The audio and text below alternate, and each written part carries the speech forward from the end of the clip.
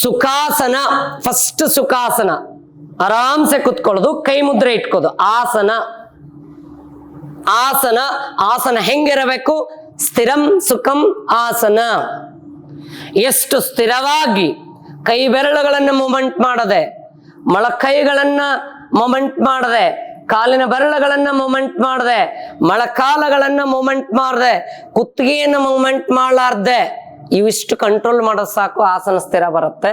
ಆಮೇಲೆ ಮನಸ್ಸನ್ನ ಉಸಿರಾಟ ಕಡೆಗೆ ನಿಲ್ಲಿಸ್ಬಿಟ್ರೆ ಸ್ಥಿರ. ನೇರವಾಗಿ ನೋಡ್ಬೇಕು, ಕಣ್ಣನ್ನು ಮೂಮೆಂಟ್ ಆಗಬಾರ್ದು. ಆರಾಮ್ಸೆ ಆಗಿ ಕಣ್ಣು ಮುಚ್ಚಿ ಒಂದು ಆಸನ ಸುಖಾಸನ, ಇನ್ನೊಂದು ಮುದ್ರೆ ಜ್ಞಾನ ಮುದ್ರೆ. ಪ್ರತಿದಿನ ಅಭ್ಯಾಸ ಮಾಡಿ. ಯಾರೆಲ್ಲ ಸಾಧಕರು ಮಹಾತ್ಮರು ಸಾಧನೆ ಮಾಡ್ಯಾರಲ್ಲ, ಆಸನವನ್ನು ಸ್ಥಿರ ಇಟ್ಕೊಂಡು ಮಾಡ್ಯಾರ. ಬೆಕ್ಕಾದವರು ತೆಗಿರಿ, ಬೆಕ್ಕಾ ಸಬ್ಜೆಕ್ಟ್ ಮಹಾನ್ ಪಂಡಿತರು, ಪಿತಾಮರು ಅವರೆಲ್ಲರೂ ಕೂಡ ಒಂದು ಆಸನ ಸ್ಥಿರ ಇಟ್ಕೊಂಡಾರ, ಮನಸ್ಸು ಸ್ಥಿರ ಇಟ್ಕೊಂಡಾರ. ಜ್ಞಾನೋದಯ ಹೊಂದದವರು, ಶ್ರೇಷ್ಠ ವಚನಗಳನ್ನು ಬರೆದವರು, ಶ್ರೇಷ್ಠ ಏನೇನು ಸಾಧನೆ ಅನ್ನೋದು ಅವ್ರದ್ದು ಒಂದಿಂದ ಒಳಗಿನಿಂದ ಹುಟ್ಟುಕೊಂಡು ಜಗತ್ತಿಗೆ ಕೊಟ್ಟವ್ರು ಅದಾರಲ್ಲ, ಅವರೆಲ್ಲರೂ ಮನಸ್ಸು ಸ್ಥಿರ ಇಟ್ಕೊಂಡಾರ. ದೇಹವನ್ನು ಸ್ಥಿರ ಇಟ್ಕೊಂಡು ಅಭ್ಯಾಸ ಮಾಡಿ, ಪ್ರಾಕ್ಟೀಸ್ ಮಾಡಿ ಮಾಡಿ ಮಾಡಿ ಕೊಟ್ಟಾರ. ನೀವು ನೋಡ್ಕೊಳ್ಳಿ, ಇದನ್ನು ಪ್ರತಿದಿನ ಅಭ್ಯಾಸ ಮಾಡಿ.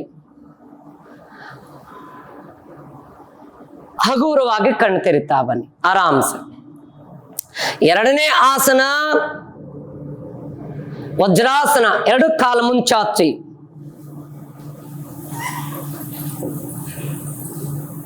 ಒಂದೊಂದು ಕಾಲನ್ನ ಫಸ್ಟ್ ಬಲಗಾಲ ಮಡಚಿ, ಬಲಗಾಲ ಮಡಚ್ಕೊಳ್ಳಿ.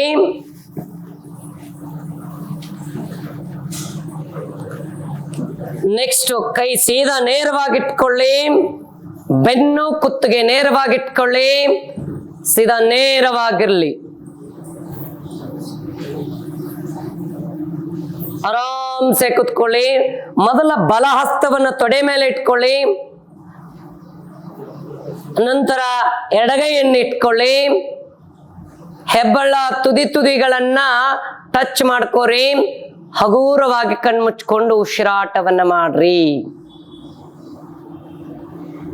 ವಜ್ರಾಸನ ಧ್ಯಾನ ಮುದ್ರೆ. ಸ್ಥಿರವಾದ ಮನಸ್ಸು, ಸ್ಥಿರವಾಗಿರುವಂತ ದೇಹವನ್ನ ಇಟ್ಕೊಂಡು ಉಸಿರಾಟವನ್ನ ಮಾಡ್ರಿ. ದೇಹವನ್ನ ಗಮನಿಸ್ರಿ. ನಿಮ್ಮ ಉಸಿರಾಟ ಸೌಂಡ ಮತ್ತೊಬ್ಬರಿಗೆ ಗೊತ್ತಾಗಬಾರ್ದು.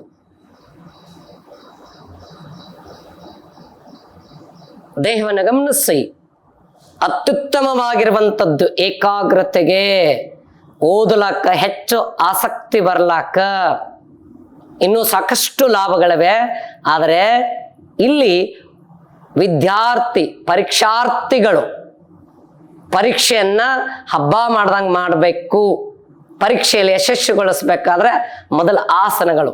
ಇದು ವಜ್ರಾಸನ. ನೆಕ್ಸ್ಟ್ ಆರಾಮ್ಸೆ ಕಣ್ ತೆಗಿತಾ ಬನ್ನಿ. ಕಾಲ್ ಮುಂಚಾಚಿ, ಆರಾಮ್ಸೆ ಕಾಲ್ ಚಾಚಿ. ನೆಕ್ಸ್ಟ್ ಆಸನ ಪದ್ಮಾಸನ, ಮೂರನೇದು. ಮೊದಲು ಬಲಗಾಲ ಹಾಕಿ, ಆಮೇಲೆ ಎಡಗಾಲ ಹಾಕೊಳ್ರಿ. ಪದ್ಮಾಸನ ಬುದ್ಧ ಜ್ಞಾನೋದಯ ಹೊಂದಬೇಕಾದ್ರ ಇದೇ ಆಸನದಲ್ಲಿ ಕುತ್ಕೊಂಡಿರುವಂಥದ್ದು. ಇಲ್ಲಿ ಆರಾಮ್ಸೆ ಬೆನ್ನು ಮತ್ತು ಕುತ್ತಿಗೆ ನೇರಿಟ್ಕೊಂಡು 5 ಬೆರಳನ್ನ ಟಚ್ ಮಾಡ್ರಿ. ಹಾಕಿನಿ ಮುದ್ರ. ಆರಾಮ್ಸೆ ಬೆನ್ನೇರಿಟ್ಕೊಡ್ರಿ, ಕುತ್ತಿಗೆ ನೇರಿಟ್ಕೊರಿ. ಶರೀರ ಸಡಿಲ ಬಿಡಿ, ಸಮಾಧಾನವಾಗಿ ಉಸಿರಾಡಿ, ಕಣ್ಣು ಮುಚ್ಚಿ ದೇಹವನ್ನು ನೋಡಿ. ಪದ್ಮ ಅಂದ್ರೆ ಕಮಲ್ ಹೂವ. ಕಮಲ್ ಹೂವ ಕೆಸರೊಳಗೆ ಬೆಳೆದಿರ್ತೈತಿ, ಚಂದ ಮ್ಯಾಗ ಅರಳಿರುತ್ತೆ. ಅಂದ್ರೆ ನೀವೆಷ್ಟೇ ಕಷ್ಟಪಟ್ಟು ಇಲ್ಲಿ ಕುತ್ಕೊಂಡು ಕುತ್ಕೊಂಡು ಕುತ್ಕೊಂಡು ಕುತ್ಕೊಂಡು ಮೆದುಳನ್ನ ಕಮಲ್ ಹೂವಿನ ತರ ಅರಳಿಸ್ಬೇಕು ನೋಡಿ. ಕೈ ಮುದ್ರೆ ಇಟ್ಕೊಂಡು ಕಮಲ ಹೂವು ಎಷ್ಟು ಚಂದ. ನಮ್ಮ ರಾಷ್ಟ್ರದ ಹೂವು ಅದ್ಭುತವಾಗಿರುವಂಥದ್ದು. ಅದರ ಲಕ್ಷಣ ನೋಡಿದ್ರೆ ನಮ್ಮ ಮೆದುಳು, ನಮ್ಮ ಮನಸ್ಸು ಅದರ ತರ ಆಗಲಾಕ ಇದು ಒಂದು ಆಸನ. ಅರ್ಥ ನಮ್ಮ ಕ್ಷೇತ್ರ ಒಳಗ ವಿಶೇಷನ್ನ ಸಾಧಿಸ್ಲಾಕ. ಆರಾಮ್ಸೆ ಬನ್ನಿ. ನೆಕ್ಸ್ಟ್ ಕಣ್ಣು ತೆರ್ತಾ ಬನ್ನಿ, ಎರಡು ಕಾಲನ್ನ ಮುಂಚಾಚಿ. ನೆಕ್ಸ್ಟ್ ಸಿದ್ಧಾಸನ, ಎರಡು ಕಾಲು ಚಾಚಿ. ಮೊದಲು ಎಡಗಾಲನ್ನ ಪೈಂಟಿಗೆ ಟಚ್ ಮಾಡ್ಕೊಳ್ಳಿ ಮೂಲಾಧಾರ ಚಕ್ರಕ್ಕ. ಆಮೇಲೆ ಬಲಗಾಲಿನ ಎಲುವಿನ ಗಂಟನ್ನ ಎಡಗಾಲಿನ ಎಲುವಿನ ಗಂಟ ಮೇಲೆ ಕರೆಕ್ಟ್ ಆಗಿಟ್ಕೊಳ್ಳಿ.